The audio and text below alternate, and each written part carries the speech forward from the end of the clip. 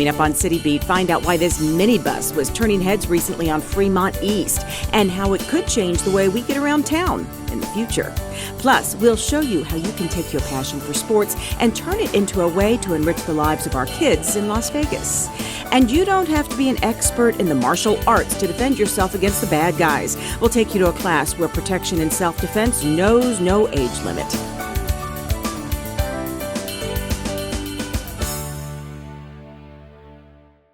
Hi, everybody, and welcome to City Beat. We are in Stupak Park, which is right across the street from Stupak Community Center, where they recently celebrated a milestone birthday. We're going to take a look inside that community center and tell you all about that a little bit later on. But first, the city of Las Vegas is a front runner when it comes to many areas, from sustainability to the use of our social media. Well, now we can add a transportation milestone to that list. On January 10th, heads were turning and phones were flashing photos, all because of a little bus that could.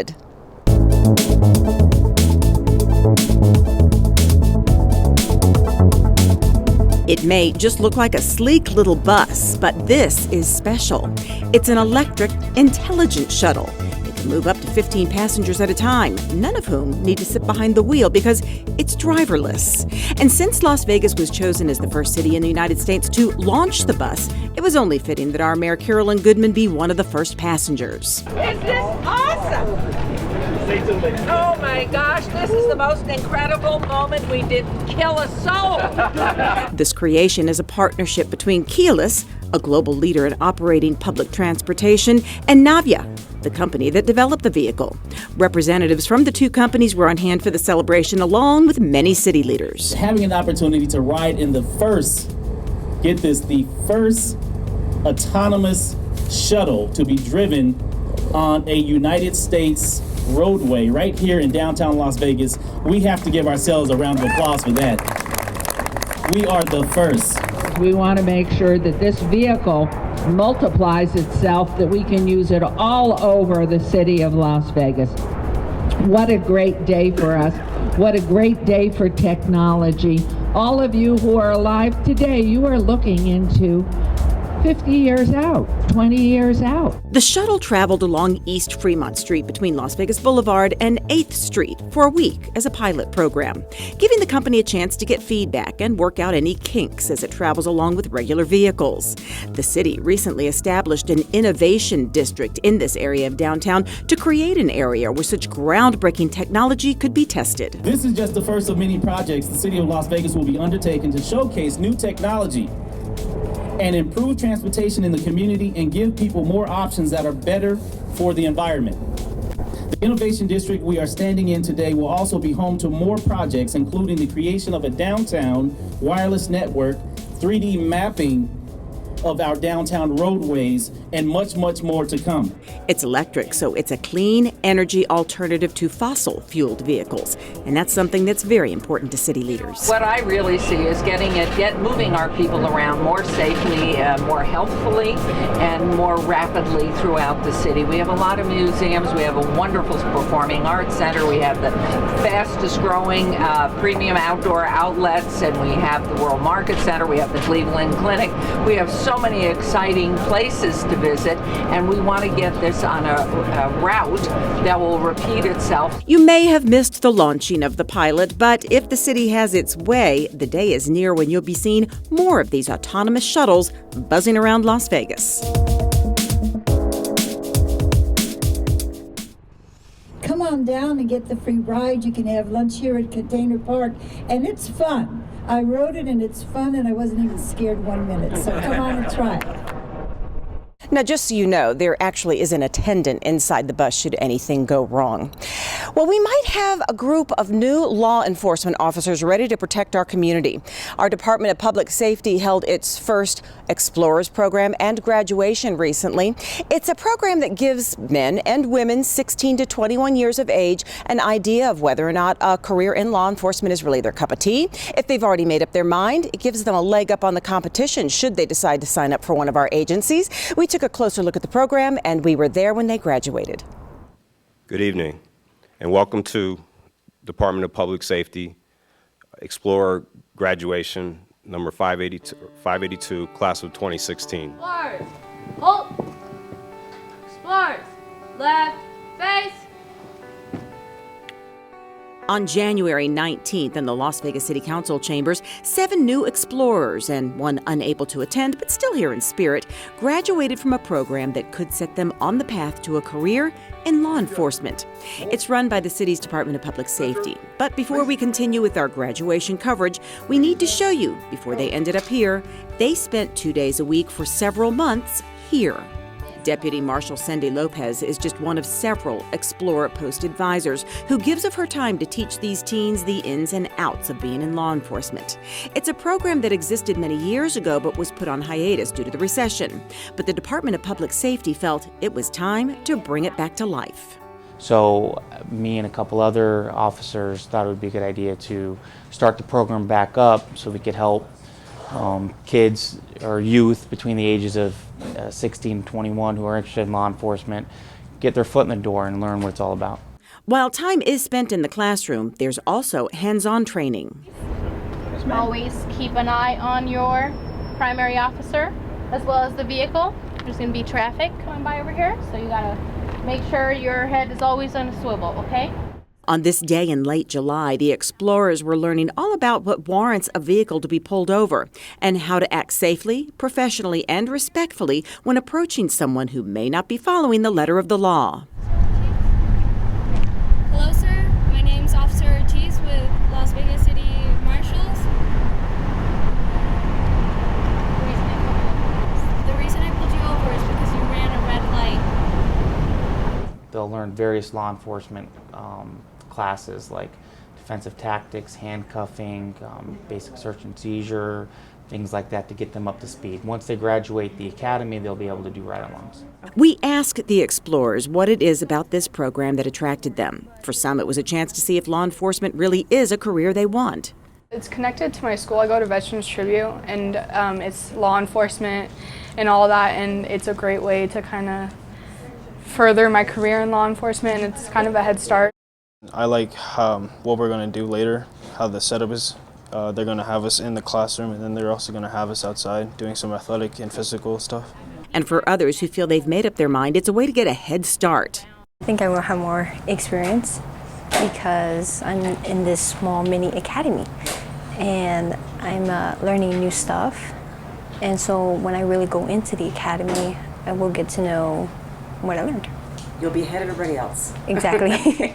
The Department of Public Safety is dedicated to making the Explorer program a success because they know it will help our youth succeed. The discipline and just the experience itself led me to where I am today. I wouldn't be where I'm at if it wasn't for the Explorer programs. Face. Present. Colors. Remember Sierra from class back in July? Well, she was one of the speakers at graduation. At the time, I was 15 years old, and the Marshals took me under their wing. I'm not afraid to say that at the time I was going through a lot. She told the audience she credits them for helping her focus on the important things in life, fine-tune her career choice, and giving her the tools to get there. When the Marshals started recruiting for Explorers, I wanted to become a dispatcher. Now that I'm graduating today, my dream career has changed. I want to go into the medical field. I want to save people's lives another way. Now, Explorers has taught me how to calm down in stressful situations, how to talk to people that don't necessarily cooperate with you, and most of all, it has taught me skills that I never knew I needed in life, such as to pay attention to where I'm driving and what streets I'm on. It's taught me how to multitask, how to stay calm, and my favorite one, how to keep my emotions under control.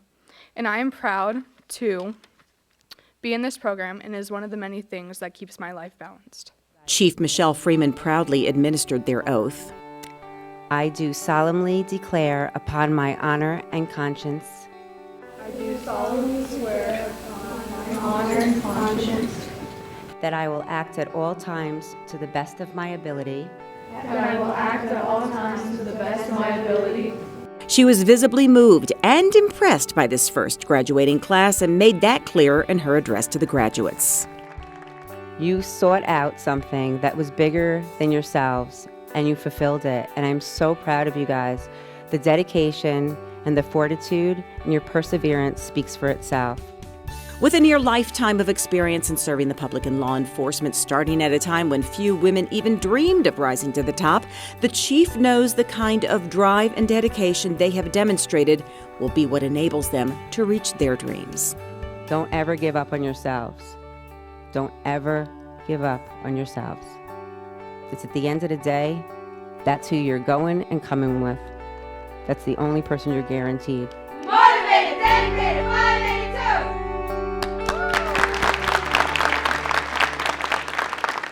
Well, we all rely on law enforcement to keep us safe, but there are some things we can do to protect ourselves. Recently, at the Centennial Hills Active Adult Center, there were some pretty impressive moves being demonstrated and practiced, all in the name of self-defense. His finger at me, and what do?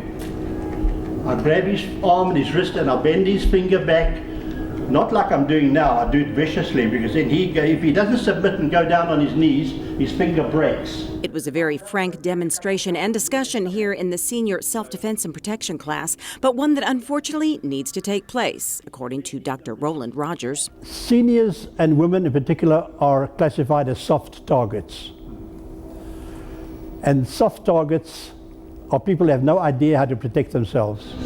Boom! I'm out of it, okay? And then I put your hand in a wrist lock, and down you go on the ground. Dr. Rogers says everyone, particularly those who appear most vulnerable, need to take steps to learn basic skills of self-defense. So he teaches everything from how to simply knock someone down to the ground to how to break free from a possible home invasion. Okay, so that's free. You stand up. It's as simple as that. Anyone can do it. You don't need strength at all. He warns that not every technique is foolproof and guaranteed to help you get away, but at least the skills give you a fighting chance. He also recommends that people follow the color codes. The white code, which is totally oblivious to anything. You've got the yellow code, which is a relaxed state of awareness. From the yellow code, if you feel, your gut feeling is that you just need to take it a step up, you go to the orange code, which puts you into a high alert. And from then on, if a confrontation is inevitable, you go to the red code. But there's no reversing the red code. That is when you take action. That's when you terminate the situation. And you've got to end the fight in a minute. He adds there rarely is time to live in code white. You should always be aware of your surroundings. He says what sets his class apart from others is just about anyone can participate and learn. My technique is pretty unique in that it does not require any special skills or strength to conduct any of these escapes or strikes. And they are so effective. Bottom line, he says if he can give just one piece of advice, if you ever find yourself in trouble, throw out your pride and never give up. You go ballistic. You use whatever weapons you have at your disposal. That's your feet, your knees, your head, your teeth, your fists, your elbows, whatever you have, and you just go ballistic. This is not a beauty contest. You're not scoring points for the graceful moves. You are fighting for your life, and you're screaming, you're spitting, you're using everything at your disposal. The bad guys are almost always looking for those soft targets to catch off guard. But after a class like this, you're no longer soft. You're prepared, and you might be able to catch them off guard. Hitting him on one shoulder, and then you got him, okay? For information on classes offered at all of our senior and community centers, go to lasvegasnevada.gov. We're going to take a quick break, and speaking of community centers, you can combine your passion for sports with your passion for helping others. We'll tell you all about it when we come back. Congratulations to Anthony Bruno, the 2016 Employee of the Year.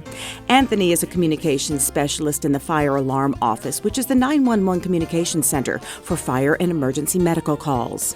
Earlier in 2016, Anthony was driving home from work at 2 a.m. when he came across an accident scene on US 95 northwest of town. He pulled over to watch the city fire crews who were on scene helping the victims of the accident. He wanted to take a minute to watch the men and women he dispatches every day in action. As crews were leaving, Anthony heard a noise coming from the desert. He headed into the dark, where he found another vehicle flipped over with a driver trapped inside. The vehicle was so far from the accident scene it wasn't visible from the road. Anthony ran back to the highway, alerted a state trooper, fire crews returned, and saved the victim in the desert. Anthony's actions make him an excellent example for all city employees. It is why he was chosen as the July 2016 Employee of the Month and the 2016 Employee of the Year.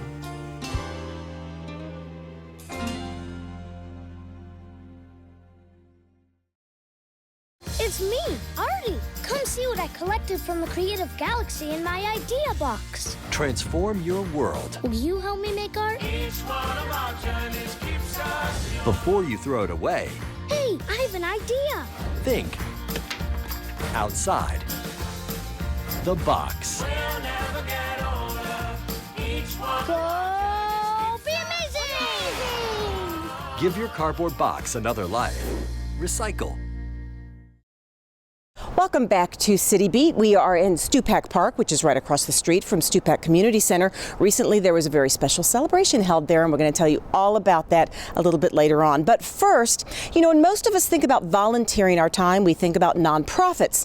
But Jennifer Davies tells us there's a whole new field out there that could use your help. Have you ever thought about combining your passion for sports with helping our local kids? Now is your chance. The city's Parks and Recreation team is looking for volunteer coaches. But don't worry, experts need not apply. The biggest misconception is that you have to be an expert or that you have to have been an athlete or had played that sport. I think more than anything, you just have to want to be engaged and involved in your community, have some patience and some interest in working with young people. It's the kids' enthusiasm that hooks many coaches right from the very beginning. Charles has been a youth sports coach since 2006. You're out here and here comes these kids. Can't wait to practice. It was like, and that's how it all starts. Since then, his coaching message has been simple. Prepare yourself and get in there and practice because it'll make you a better person. That impact that you may have as a coach can often be felt years after your players leave the court. And you think back at the day that we were having practice or the game that he was, and all of a sudden, gosh darn, you feel like a little bit of a celebrity, or maybe you were like a little slice of this person's life. They have a sense of contributing to their community and to their city, and they have a lot of fun. An extra 5 hours a week is all it takes to be a coach. Typically, it's an hour, 2 hours a week practice, maybe a little more, a little less, and one game a week, sometimes two. From basketball to flag football and soccer, there are tons of opportunities for you to get involved as a coach. You must be at least 18 and also pass a background and drug test to participate. Coach Charles leaves us with some advice for anyone hoping to become a coach. Don't be intimidated by the fact that you think you don't know enough. Get out there, let them build character and let them work as a team. And I think we all come out ahead. For more information, head into a community center in your neighborhood to get an application. For City Beat, I'm Jennifer Davies. Well, as Jennifer said, you could just stop by a community center in your neighborhood, or you can go to lasvegasnevada.gov for more information or to download an application. We have so many great senior and community centers in our city offering a wide variety of programs and classes. Sue Levitt's going to take us to one of the oldest community centers right across the street from us right now to see how they celebrated 25 fabulous years. Volunteers are enjoying a beautiful day here at the Stupak Community Center. Okay, you guys ready? Throwing on gloves and grabbing brooms and shovels to pitch in and help clean up the neighborhood around the center. Today was an awesome day. The positivity and enthusiasm from everyone is just great. The kids are so much fun to work with, and it's so awesome to see that young people on a Saturday taking the time out of their day to make their community a better place. The center is celebrating 25 years, and what better way to mark the anniversary than with a big neighborhood cleanup. Today went better than expected. We had a ton of young people out here really excited to do some service work. Everybody worked really well together and stayed positive throughout the entire day. The Stupak Center sits right behind the Stratosphere Hotel and is named after the late renowned casino entrepreneur Bob Stupak. His son, Nevada, spoke of fond memories he had as a child attending the center. I remember spending time at the community center. It was the first, I believe, to have a public library, and it had an emphasis in English as a second language. And I would sit in those classes and I would watch the people and see their desire to learn and really improve their quality of life. It was really touching to me. The original Stupak Center sat right here in the old Vegas World warehouse. And as the city grew and the center became more popular, the city decided to build an even bigger community center right across the street, and then later built this beautiful park where the original community center once stood. The current Stupak Center opened in January of 2010 and has some pretty impressive features, including an indoor multi-sport gym, weight, fitness, and aerobics rooms, a game room, multipurpose room, and a kitchen. There's also a library, arts classroom, computer training classroom, and other classrooms used for English and citizenship classes. The families and the participants that live and work down here in the downtown area know that this is a resource for them to help improve their lives. We offer programs from age 0 to 99, and we provide educational opportunities, adventure opportunities, educational, recreational, you name it, we kind of provide it. So 25 years, 2 community centers, 2 parks, countless families being served, and dreams being realized. I want to congratulate all the hardworking people, because without them, this would have never been possible. My family and I are moved and honored to be a part, and we're proud to have played a small role in creating an opportunity for people to fulfill their dreams and have quality of life in the area. Thank you. For City Beat, I'm Sue Levitt. Stupak Community Center is open Monday through Saturday. If you'd like more information on their programs and what's available there, you can call 229-2488. Thank you, Sue Levitt, for that story. Well, we're going to take another break. When we come back, if you've always loved the Boneyard, you might just like it a little bit more. We'll tell you why when we return.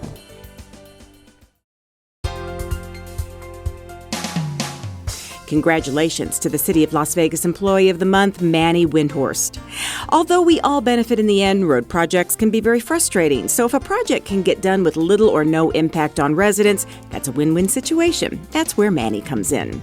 Manny manages the city's roadway overlay program, which rehabilitates pavement so that our streets last longer. Manny's teams do regular road checkups and preventive maintenance and quick projects that help keep our roads in tip-top shape.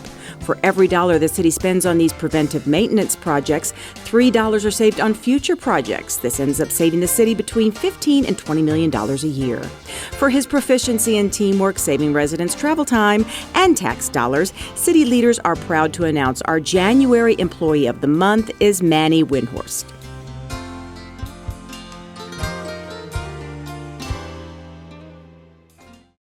So you see, son, good manners are important. Should I go through it again? Yes. Yes, please. Yes, please. Exactly. Always say please, thank you, you're welcome, excuse me, sit up straight, hold doors open for ladies. If the door's locked, knock first. Don't burp, don't swear, don't stare, don't use bad language, or talk with your mouth full. Keep your elbows off the table. What table? And don't interrupt. Cover your mouth when you cough or sneeze. On the bus, give your seat up to anybody who has trouble standing. Bottom line, treat others the way you want to be treated. Got it? Got it.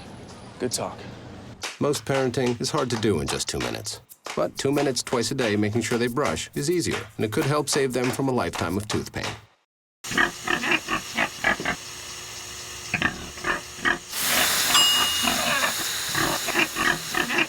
Cook foods to the right temperature using a food thermometer. 3,000 Americans will die from food poisoning this year. Check your steps at foodsafety.gov. Welcome back to City Beat from Stupak Park. Well, you know, we all love the Neon Museum and Boneyard, where old signs go to rest after years of lighting up our Las Vegas nights. Well, now you can take a little piece of the Boneyard home with you. Signs from hotels, casinos, and restaurants are on display at the Neon Museum Boneyard, allowing visitors to get up close to these iconic relics.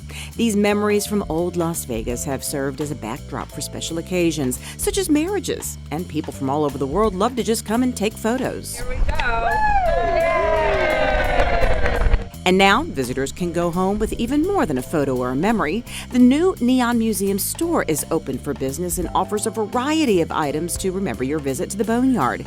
Dignitaries, including Mayor Carolyn Goodman, Councilman Ricky Barlow, and Michael Wilkins, the CEO of Marshall Retail Group, behind the design and building of the shop, were on hand to celebrate its opening. And on this grand opening day, shoppers seemed thrilled with the merchandise. They're all excited to take a piece of the Neon Museum home, wherever they live, and spread the word how exciting it is that we've preserved all these wonderful signs from our histories and the great hotels we've had. Las Vegas has been known for the city of implosion, not necessarily for the city of historic preservation, and having an opportunity to really restore the iconic signage of the neon in Las Vegas is something that we celebrate. Well, the Boneyard and the shop are located right there on North Las Vegas Boulevard in the heart of our cultural corridor. On January 16th, one of the largest parades in our country honoring Dr. Martin Luther King Jr. was held in Las Vegas. Photographer, editor Matt Sherwood captured the sights and sounds of the day. Now is the time to make real the promises of democracy. I still have a dream. It is a dream deeply rooted in the American dream. I have a dream that one day this nation will rise up and live out the true meaning of its creed. We hold these truths to be self-evident, that all men are created equal.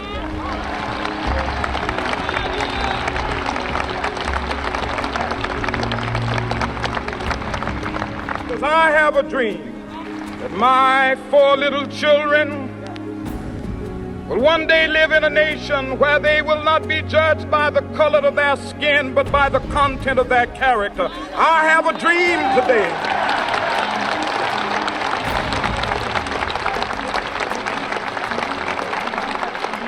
With this faith, we will be able to hew out of the mountain of despair a stone of hope. So let freedom ring from the prodigious hilltops of New Hampshire. Let freedom ring from the mighty mountains of New York. Let freedom ring from the heightening Alleghenies of Pennsylvania. Let freedom ring from the snow-capped Rockies of Colorado. Let freedom ring from the curvaceous slopes of California. But not only that, let freedom ring from Stone Mountain of Georgia. Let freedom ring from Lookout Mountain of Tennessee. Let freedom ring from every hill and molehill of Mississippi, from every mountainside. Let freedom ring, and when this happens, when we allow freedom ring, when we let it ring from every village and every hamlet, from every state and every city, we will be able to speed up that day when all of God's children, black men and white men, Jews and Gentiles, Protestants and Catholics, will be able to join hands and sing in the words of the old Negro spiritual, free at last, free at last. Thank God Almighty, we are free at last. Well, that does it for another edition of City Beat. Thank you so much for joining us at Stupak Park. You know, this is actually where the old Stupak Community Center used to stand. Now it's across the street. If you'd like to visit it, it is at 251 Boston. Thank you so much for joining us, and we'll see you for the next City Beat.